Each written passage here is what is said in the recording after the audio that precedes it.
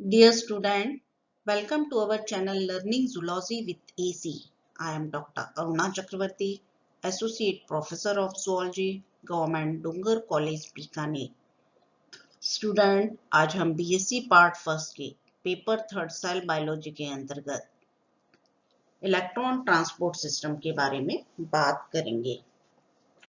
जैसा कि आप सभी जानते हैं, क्रेब्स साइकिल के ऑक्सीडेशन और रिडक्शन क्रियाओं में डीहाइड्रोजनेसेस एंजाइम का अभिकर्मक से हाइड्रोजन परमाणुओं और इलेक्ट्रॉन युग्मों का रिमूवल होता है। इस प्रकार प्राप्त इलेक्ट्रॉन और हाइड्रोजन परमाणु पानी में ऑक्सीकृत होने तक एंजाइम की एक श्रृंखला द्वारा स्थानांतरित किए जाते हैं।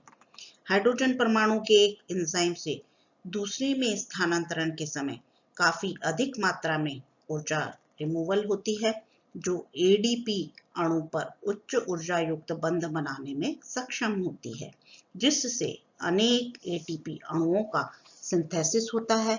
इस प्रकार एटीपी संश्लेषण में कार्यरत एंजाइम एक रेस्पिरेटरी चेन या इलेक्ट्रॉन ट्रांसपोर्ट सिस्टम बनाते हैं। नेक्स्ट हम बात करेंगे ट्रांसपोर्ट सिस्टम। तो श्वसन श्रृंखला जो होती है, जिसमें डीहाइड्रोजनेज एंजाइम्स की बनी होती है, जो को एंजाइम 1 जिसे निकोटिनेमाइड एडेनाइन डाइन्यूक्लियोटाइड एफएडी, कोशिकीय वर्णक cytochrome, non heme iron, copper एवं को एंजाइम से बनी होती है। श्वसन श्रृंखला के सभी एंजाइम माइटोकॉन्ड्रिया के F1 पार्टिकल पर पाए जाते हैं। श्वसन श्रृंखला का आरंभ इन कणों के आधार भाग पर होता है, जहां पर अपचयित NAD/NADH को ग्रहण करता है। यह बाहरी सतह से विसरित होता है, जहां पर क्रेब्स साइकिल जो होता है संपूर्ण होता है। अपचयित अणु श्रृंखला में प्रवेश करता है, जबकि ऑक्सीकृत होने वाले कार्बन डाइऑक्साइड एवं वाटर देकर बाहर निकलते हैं। तो ऑक्सीडेशन के समय काफी मात्रा में स्वतंत्र ऊर्जा का रिमूवल होता है। इसका कुछ भाग माइटोकॉन्ड्रियल इंटरनल सरफेस पर उपस्थित F1 पार्टिकल के द्वारा काम में लिया जाता है। इन पर 3 जो होते हैं कपलिंग फैक्टर तथा एटीपी एंजाइम पाए जाते हैं, जो एटीपी अणु के सिंथेसिस में सहायक होते हैं। तो ऑक्सीडेशन के समय एटीपी अणु का निर्माण ऑक्सीडेटिव फॉस्फोरिलेशन कहलाता है।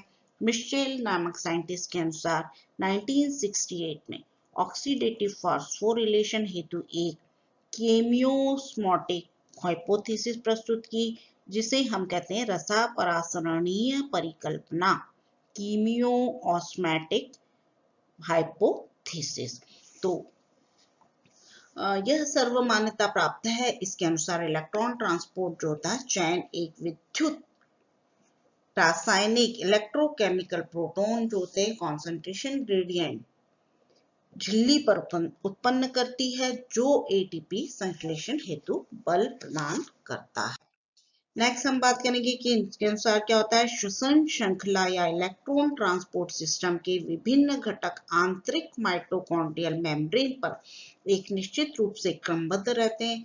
ये श्रृंखला को एंजाइम NAD से संलग्न सक्सिनिक डीहाइड्रोजनेज, फ्लेवोप्रोटीन, हीम रहित आयरन प्रोटीन या iron sulphur protein, flavoprotein, cytochrome B, यूबीक्विनोन या को enzyme Q10, cytochrome C1, cytochrome C, cytochrome A, cytochrome A3 तथा 3 जो होते हैं कपलिंग साइट से मिलकर बनती हैं।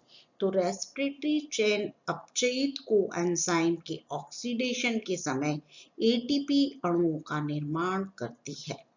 तो सबसे पहले हम बात करेंगे डीहाइड्रोजनेज एंजाइम जो होता है अभिकर्मक से हाइड्रोजन परमाणु मुक्त करता है। ये हाइड्रोजन परमाणु जो होता है प्रोटीन और इलेक्ट्रॉन में आयनीकृत हो जाता है। तो यहाँ पर क्या होगा, इस प्रकार प्राप्त प्रोटॉन्स जो होते हैं हाइड्रोजन आयन को एंजाइम NAD को अपचयन करते हैं। इस प्रकार प्राप्त NADH अणु आंतरिक माइटोकॉन्ड्रियल मेम्ब्रेन द्वारा श्वसन श्रृंखला तंत्र में प्रवेश करता है। तो NADH अपने प्रोटॉन हाइड्रोजन आयन को फ्लेवोप्रोटीन पर स्थानांतरित करके स्वयं NAD में ऑक्सीकृत हो जाता है। FAD हाइड्रोजन वाहक के रूप में कार्य करता है। फ्लेवोप्रोटीन से प्रत्येक प्रोटॉन और हाइड्रोजन आयन आंतरिक माइटोकॉन्ड्रियल स्थान में स्थानांतरित हो जाते हैं। तो electron non him iron protein पर चले जाते हैं, जहां पर ये विभिन्न श्वसन श्रृंखला के घटकों से होकर अंत में H2O अणु में परिवर्तित हो जाते हैं। माइटोकॉन्ड्रिया की आंतरिक झिल्ली जो होती है प्रोटॉन हेतु इम्परमेबल जानी जाती है, जो कि श्वसन श्रृंखला पर इस झिल्ली पर इस तरह व्यवस्थित रहती है जिससे कि 2 हाइड्रोजन और 2 इलेक्ट्रॉन की ऑक्सीडो रिडक्शन क्रियाएं इस पर अल्टरनेट क्रम में होती रहती हैं। वुड के अनुसार 1957 में कुछ नए साइटोक्रोम्स जो होते हैं बैक्टीरिया कोशिकाओं में पाए जाते हैं। प्लांट सेल्स में 9 प्रकार के साइटोक्रोम देखे गए।